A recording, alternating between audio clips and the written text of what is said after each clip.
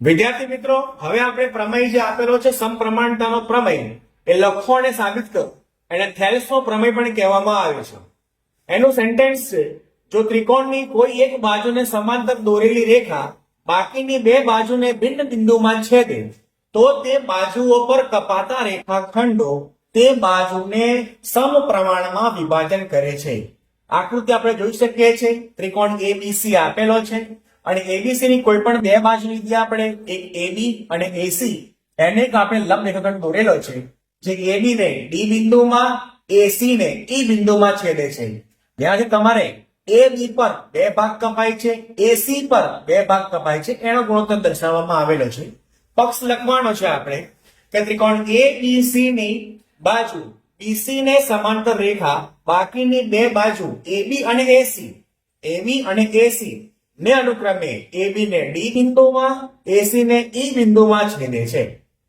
સાધ્ય મતલબમાં આપણે સાબિત કરવાનું છે તે AD ના છેદમાં BD બરાબર AE ના છેદમાં EC.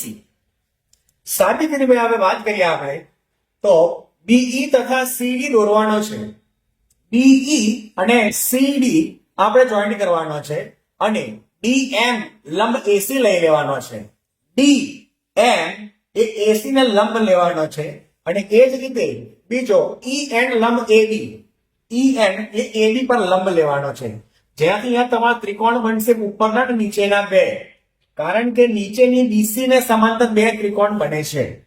તો આપણે સૌથી પ્રથમ પહેલા અહીંયા એક ઉપરનો ત્રિકોણ લઈએ ADE.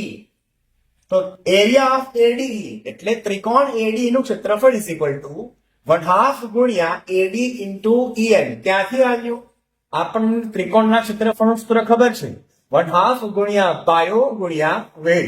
આથી 1/2 ગુણ્યા પાયો એટલે AD પાયો. દોરવામાં આવેલો લંબ આપણો કયો છે EN, અહીંયા EN લીધું. સમીકરણ નંબર 1 આ ઉપરના ત્રિકોણ. આનું આપણે બીજું સમીકરણ બનાવવાનું છે જે આપણું છે BDE. ત્રિકોણ BDE નું ક્ષેત્રફળ ઇઝ ઇક્વલ ટુ 1/2 ગુણ્યા BD, એના પર દોરવામાં આવેલો આ એક જ વેગ લેવાનો છે EN. હવે સમીકરણ 1 અને 2 ને આપણે ગુણોત્તર લેવાનો છે. જ્યારે ગુણોત્તર દર્શાવવામાં આવે છે ત્યારે 1/2 EN અહીંયા ઉડી જશે અને લાસ્ટ આપણી આ ઇક્વેશન રહેશે એરિયા ઓફ ADE ના છેદમાં એરિયા ઓફ BDE બરાબર AD ના છેદમાં 2B. આ જ રીતે હવે આપણે બીજા ઇક્વેશન બનાવવાના છે.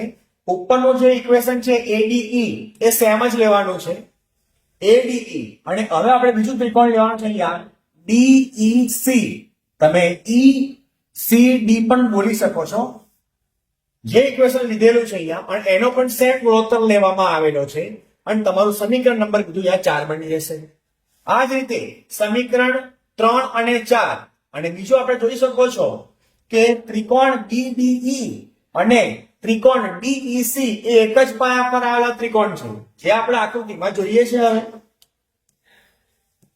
તમે જોઈ શકો છો કે DBE અને DEC આ બે ત્રિકોણ બે સમાંતર બાજુ DEBC ની વચ્ચે આવેલા છે અને આ બંને ત્રિકોણની અંદર DE એક સામાન્ય બાજુ છે.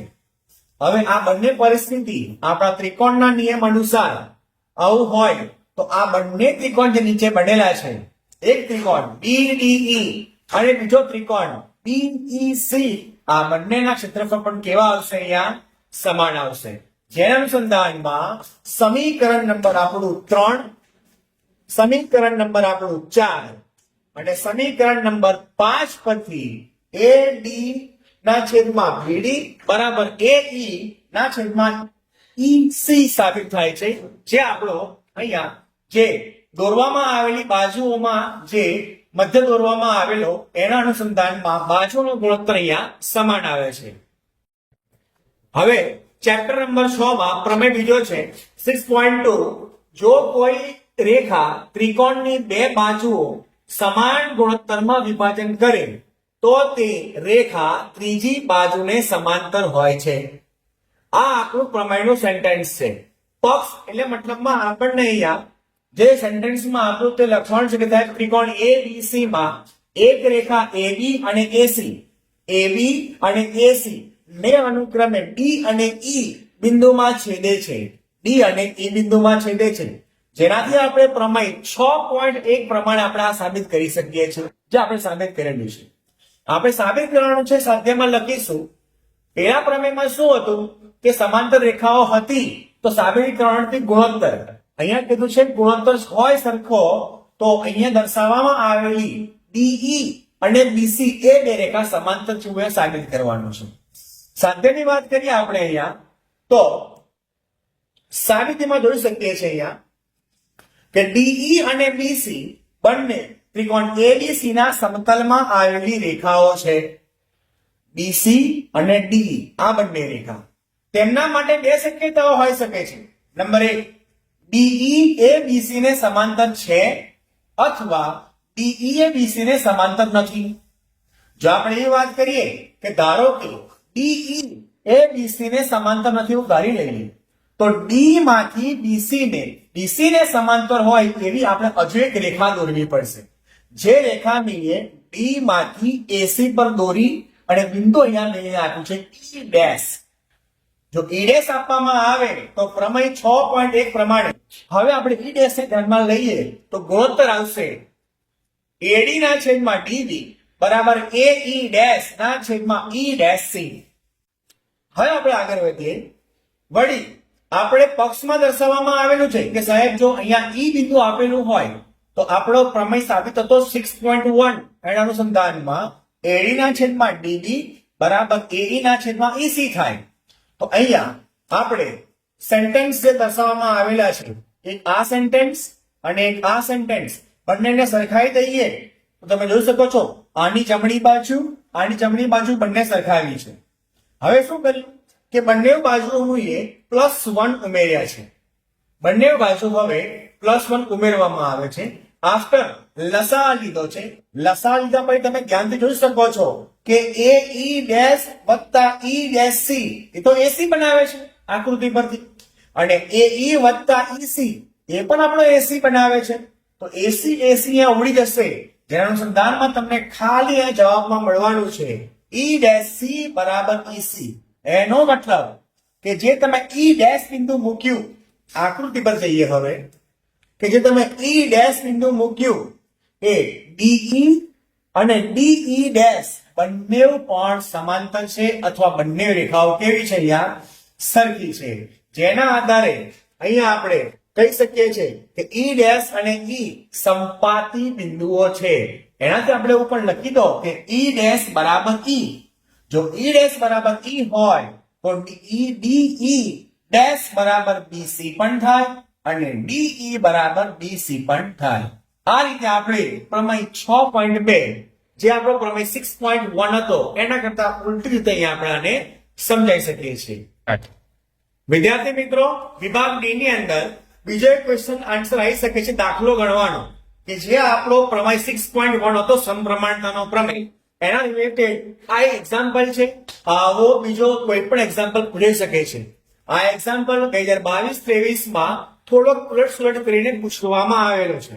રકમ જોઈએ અહીંયા આપણે તો ત્રિકોણ PQR માં QR સમાંતર AD આકૃતિમાં આપણે જોઈ શકીએ છીએ. અહીંયા આપણે સાબિત કરવાનું છે નંબર 1, BR નું માપ શોધો. તમે આકૃતિમાં અહીંયા BR જોઈ શકો છો, આનું માપ આપણે શોધવાનું છે. તમને આકૃતિમાં અહીંયા PA નું માપ આપેલું છે 1.5 સેન્ટીમીટર, AQ નું માપ આપેલું છે 3 સેન્ટીમીટર, PB નું માપ આપેલું છે 1 સેન્ટીમીટર. તો BR નું માપ શોધવાનું છે.